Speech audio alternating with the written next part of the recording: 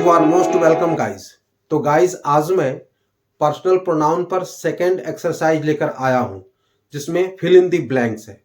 इससे पहले मैं change of the nouns into pronoun में वो एक्सरसाइज में दिया था, उसे भी आप अवश्य देखे होंगे और इससे भी आप अवश्य समझें और स्वयं पहले फिल करें। इसके बाद फिर जो मैं फिल करूंगा उससे आप टैली करके देखेंगे, मिला करके देखेंगे, तभी आपका ये कॉन्सेप्ट क्लियर होगा। क्योंकि कोई भी टॉपिक आप समझ तो लेते हैं, लेकिन जब तक आप एक्सरसाइज नहीं करेंगे तब तक आपका वो कॉन्सेप्ट क्लियर नहीं होगा। जब एक्सरसाइज आप कर लेंगे और खुद आपको अपने आप पर फेथ होगा कि मैं अब इसे कर लिया, अब मुझे समझ में अच्छी तरह से आ गया, तभी वो कॉन्सेप्ट आपका क्लियर होगा। तो आए इसे देखें। यहां है पर्सनल प्रोनाउन पुरुषवाचक सर्वनाम में एक्सरसाइज नंबर 2। यहां दिया गया है क्वेश्चन नंबर 2 में fill in the blanks with suitable personal pronoun. आपको पर्सनल प्रोनाउन फिल करने हैं इसमें। अब देखें सेंटेंस नंबर 1 में Ankita is a good girl, यहां से यहां तक ये फुल स्टॉप है, ये फर्स्ट सेंटेंस है। इसी का है सेकंड सेंटेंस एवरीबॉडी लाइक्ड। अब इसमें फिल करना है, अब इसमें कौन सा प्रोनाउन आएगा।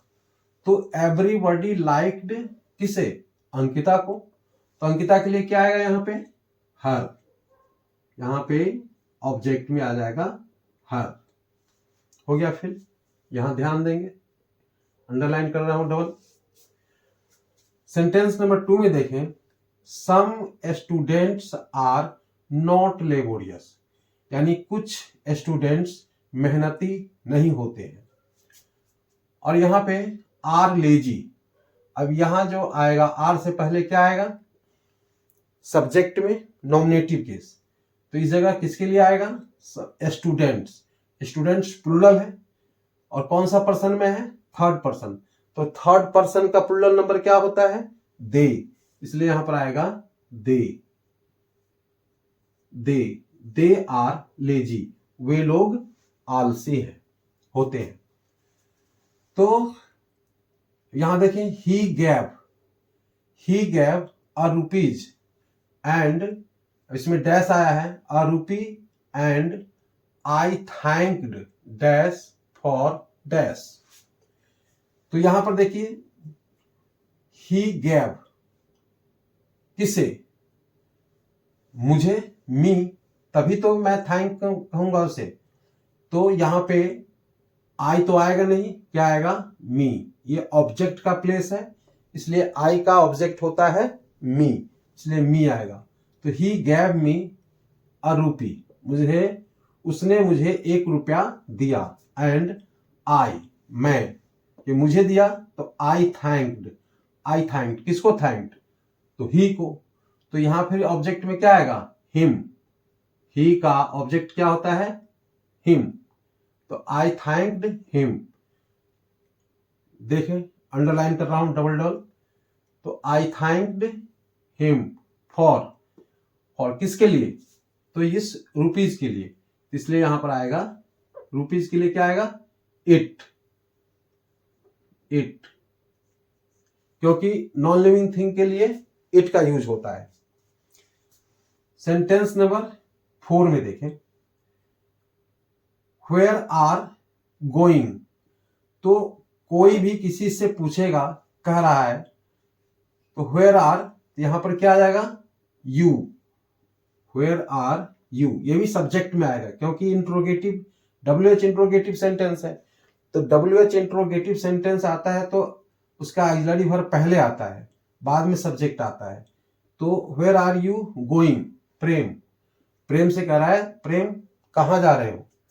यहां पर आई नो इट इज, तो आपको हम बताए हुए हैं जो इट इज के बाद अब यहां पर ऑब्जेक्टिव केस में प्रोनाउन आएगा या नॉमिनेटिव केस में आएगा।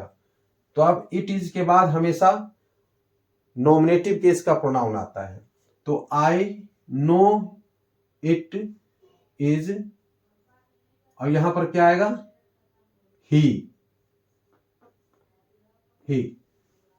तो यहां भी अंडरलाइन दे दूं, डबल लाइन देखेंगे, इससे आपको पता चलेगा कि ये कहां कहां फिल किया गया है। अब है ही एंड। अब यहां पर ही फर्स्ट पर्सन 3 होते हैं, तो उसमें आपको हम बताए हुए हैं जो सबसे पहले सेकंड पर्सन आता है, फिर थर्ड पर्सन आता है, फिर फर्स्ट पर्सन आता है। अगर सेकंड पर्सन नहीं आया है तो थर्ड पर्सन, और थर्ड पर्सन के बाद क्या आएगा, फर्स्ट पर्सन। तो यहां पर फर्स्ट पर्सन आएगा, तो he and I, he and आई। अब ये सब्जेक्ट प्लूरल हो गया, इसलिए यहां पर क्या आएगा, आर। तो he and I are good friends. अब यहां पर read in the same class, तो read in the same class जब गुड फ्रेंड्स है तो कौन फ्रेंड्स है, ही एंड आई, यानी वह और मैं, तो दोनों प्लूरल है, तो प्लूरल के लिए यहां पर क्या आएगा, they read in the same class. तो यहां पर भी डबल लाइन कर दिए। अब है 6 नंबर सेंटेंस में, both Alok and Aman are brothers. तो बोथ आलोक एंड अमन दोनों भाई हैं, और इसके लिए भी क्या यूज होगा, तो दोनों के लिए थर्ड पर्सन में क्या चला जाएगा,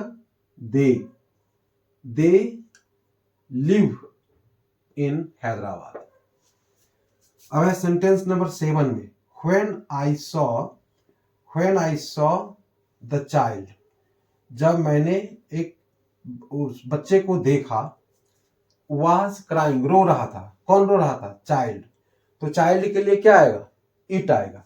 क्यों इट आएगा, तो इट आता है उसके लिए जो छोटे छोटे जीव जंतु हैं उसके लिए, या जिसका लिंग पता नहीं, यानी सेक्स पता नहीं हो कि वो मेल है कि फीमेल है, तो ऐसे जगह पर हम इट का यूज करते हैं, इसलिए यहां पर इट का यूज होगा।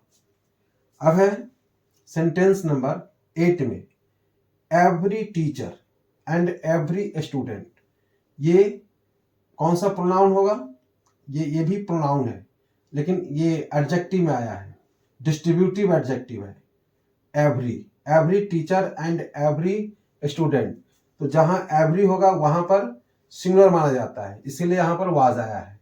और इन अभिधम दोनों के लिए क्या यूज होगा, तो दोनों को सिंगुलर माना गया है, इसलिए यहां पर आएगा his in his classroom. Sentence number 9 में देखें, this is a new chair. This is a new chair, यह एक नया कुर्सी है, और इज वेरी स्ट्रॉन्ग। क्या वेरी स्ट्रॉन्ग, चेयर। तो चेयर के लिए क्या यूज करेंगे हम, it is very strong. Last sentence है 10 नंबर, शी लव्स यू। वह तुमसे प्यार करती है। मोर देन मतलब अधिक। तो आपको बताया है कि डिग्री में या पॉजिटिव डिग्री हो या कंपैरेटिव डिग्री हो, उसमें कौन सा नॉमिनेटिव केस आता है। तो यहां पर क्या हो जाएगा, she loves you more than I. Me नहीं आएगा, मी आता है। मी कब आता है, जब इसके पहले, मोर देन के पहले यहां भी कोई अगर नाउन हो तभी आता। तो इसलिए अब ये कॉन्सेप्ट क्लियर हो गया होगा आप लोगों को।